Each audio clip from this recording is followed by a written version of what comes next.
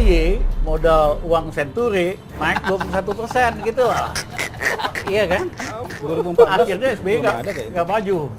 Iya kan? Jadi ini memang akal-akalan aja lah. Uang Senturi buat membesarkan partai. Bagaimana dengan tanggapan SBY atas tudingan Rizal Ramli? Ditulis oleh Daeng dari Seward.com. Sebelum kita lanjut, jangan lupa subscribe dan nyalakan loncengnya agar Anda menjadi yang pertama mendapatkan informasi dari jurnal terupdate. Kalau tidak salah ada 6,7 triliun rupiah kerugian negara dari kasus Senturi. Wow, uang sebanyak ini ada berapa kontainer? Kalau dikumpulkan dengan pecahan uang koin 1000 perak, atau berapa banyak warga Indonesia yang bisa terbantu dengan duit itu? Kalau duit itu digunakan secara cerdas, pasti bisa berkesinambungan manfaatnya.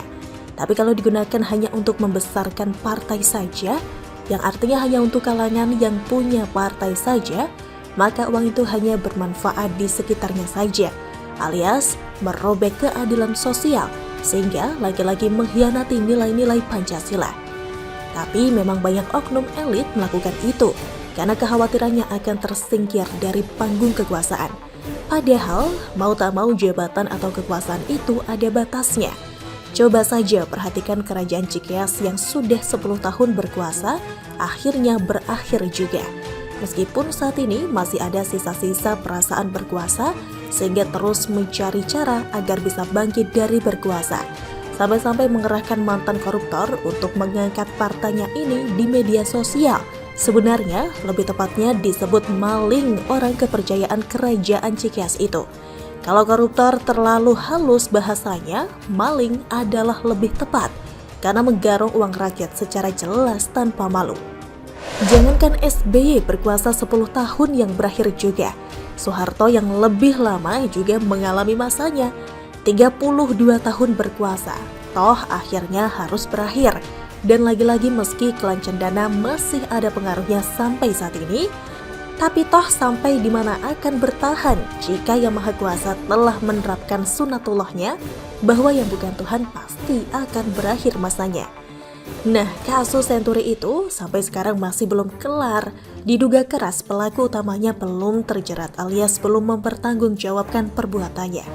Kasus Senturi ini terjadi di zaman SBY yang pas banget akan melanjutkan periode keduanya waktu itu.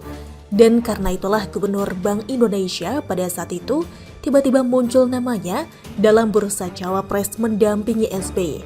Padahal sebelumnya ada 9 nama di luar dari nama mantan Gubernur BI itu. Artinya waktu itu Budiono tidak masuk dalam daftar yang ke-9 itu. Tapi detik-detik terakhir namanya pun muncul. Lalu Abang Rizal Ramli pun menuding itu adalah gratifikasi jabatan. Nah, pas ada acara obrolan tentang threshold presidential di kanal YouTube para kaum nyinyir yang dihadiri oleh Raja Nyinyir Rocky, Rizal Ramli entah keceplosan atau memang adalah kebenaran yang mau diungkapkannya, menyinggung bahwa uang Senturi digunakan untuk pemilu. Wow, video rekamannya pun menyebar kemana-mana. Jika sampai ke hadapan SBY, entah bagaimana reaksi SBY. Apakah akan berkata aku prihatin, lalu mensomasi lagi Rizal Ramli, sebagaimana dulu pernah SBY lakukan? Menarik memang kasus ini dan tidak boleh dilupakan. Kalau perlu dibuatkan tugu Senturi untuk mengenang kasus talangan ini. Kalau Hambalangkan sudah ada artefaknya, jadi masih teringat terus. Jadi mari dukung kembali Rizal Ramli kalau beliau memang benar untuk mengungkap kembali kasus Senturi. Dan buat SBY, ayo bersuara dong, jangan prihatin melulu sampai Tuhan tidak suka. Ayo bicara dan jelaskan secara gamblang apakah memang tuduhan Rizal Ramli itu benar adanya atau kasusnya tidak seperti yang publik ketahui? Atau jangan-jangan sampai lebaran kuda Bapak Bambang yang mulia itu tetap memilih diam saja atau semakin giat melukis menikmati hari-harinya? Tapi berbahaya juga sih kalau Pak Bambang diam saja, karena dengan begitu malah akan menggerus nama baik partainya. Dan akhirnya pada tahun 2024 benar-benar gurem atau tenggelam. Atau jangan-jangan Pak Bambang lagi bingung mau diapain sih Abang Rizal Ramli ini? Atau masa bodoh saja mau dituding partai penampung maling atau bukan? tetap memetik gitar sambil bernyanyi dengan judul lagu 30 menit aku di sini. Treng treng. Atau sekarang, Pak Bambang sudah berubah aliran musiknya. Mungkin sekarang beliau senang dengan lagu Penguasa, Penguasa, berilah hambamu uang, beri hamba uang. Sebagaimana Iwan Fals pernah menyanyikan. Semoga. Jadi katakan tidak pada korupsi, padahal korupsi. Atau katakan tidak pada para maling dan tenggelamkan partainya.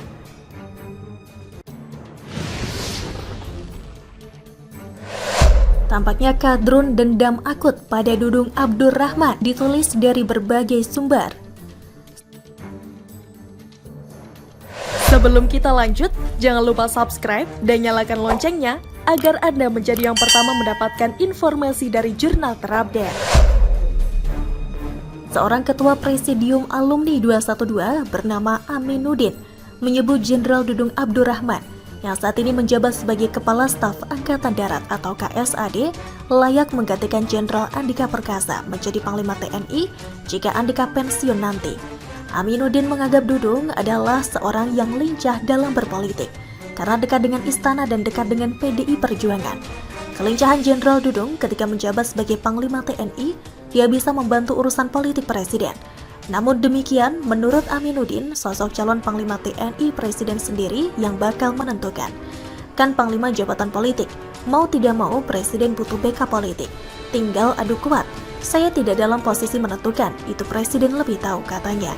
Kelincahan Dudung dalam urusan politik itu disampaikan Aminuddin dengan membandingkan dengan Kepala Staf TNI Angkatan Laut atau Kasal, Laksamana TNI Yudo Margono. Kalau Yudo, Jawa banget, katanya. Hanya saja Aminuddin berharap Dudung lebih intensif menjamin komunikasi dan silaturahmi dengan ulama dan habib. Jika selama ini berkunjung ke pesantren, menggelar MTQ nasional, peduli terhadap prajurit, menurut Aminuddin hal itu jangan dihentikan oleh Jenderal Dudung. Kalau boleh saran, dia harus terus komunikasi dengan ulama dan habaib. Dia kan seorang muslim yang taat, sudah seharusnya mendirikan masjid, sudah seharusnya dia punya kelebihan, kesempatan kan berkuasa, ucapnya. Komunikasi dan silaturahmi dengan ulama dan habaib disebut Aminuddin sangat penting. Jika itu terus dilakukan, Jenderal Dudung bisa meluruskan informasi dan memberikan klarifikasi ketika mendapatkan serangan fitnah. Saya kira dia harus banyak tabayun, harus ada pendekatan partnership, pendekatan yang sifatnya persaudaraan. Silaturahmi itu bagus. Saya dengar Pak Dudung silaturahmi ke pesantren, itu bagus, tinggal itu saja diteruskan, jelas Aminuddin. Sebagai seorang muslim, Aminuddin menyampaikan dirinya akan selalu berpikiran husnuzon kepada siapapun yang diberi amanah oleh Presiden untuk menjabat Panglima TNI. Ya, saya kira so far so good. Kan ini Pak Jokowi yang punya kuasa gitu. Kalau saya berhusnuzon saja kepada siapapun termasuk Jenderal Dudung.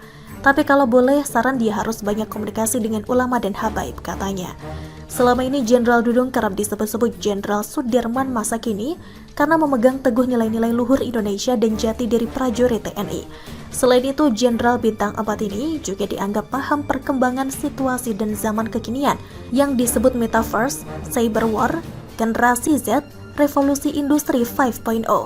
Akibat statement ini, gerombolan kadrun yang tergabung dalam Front Persaudaraan Islam atau FPI pun mencak-mencak. Dalam akun Twitternya @dpp_lip, mereka mempertanyakan maksud dari Aminuddin ini. Mereka menyebut Dudung hanyalah seorang spandukwan yang memimpin operasi penurunan spanduk Habib Rizik Syihab saat masih menjadi Pangdam Jaya 2020 silam. Foto dari penurunan baliho di berbagai penjuru Jakarta, pemerintah melalui Menko Polhukam akhirnya membubarkan Front Pembela Islam. FPI dianggap tidak layak mendapatkan izin sebagai organisasi masyarakat, sebab tidak mau menyertakan Pancasila sebagai dasar organisasi mereka. FPI lebih memilih menegakkan ideologi Islamiyah sebagai landasan organisasi mereka yang tercantum dalam ADART organisasi. Akibat dari itu, tampaknya kelompok yang sudah berganti nama itu masih dendam dengan Jenderal Dudung, apalagi saat Dudung Abdurrahman dilantik menjadi KSAD.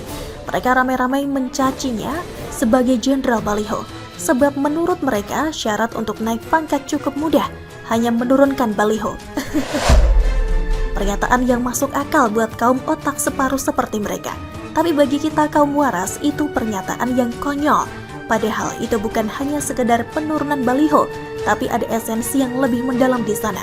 Justru dengan diturunkannya baliho ini, Jenderal TNI Dudung Abdurrahman telah menyelamatkan mereka dari doa syirik, sebab menyekutukan Allah dengan menyembah baliho. Bukankah syirik adalah dosa besar yang tidak diampuni? Harusnya mereka berterima kasih kepada seorang Dudung yang telah menyelamatkan mereka. Tapi kalau menurut saya, Jenderal Dudung memang layak menjadi Panglima TNI, karena beliau tegas memberangus kelompok radikal dan intoleran itu. Kalau itu terwujud, sudah pasti kelompok pengasong agama yang ingin mengganti ideologi negara ini bakalan nyungsep dan gak berani macam-macam. Setuju? Begitulah kura-kura.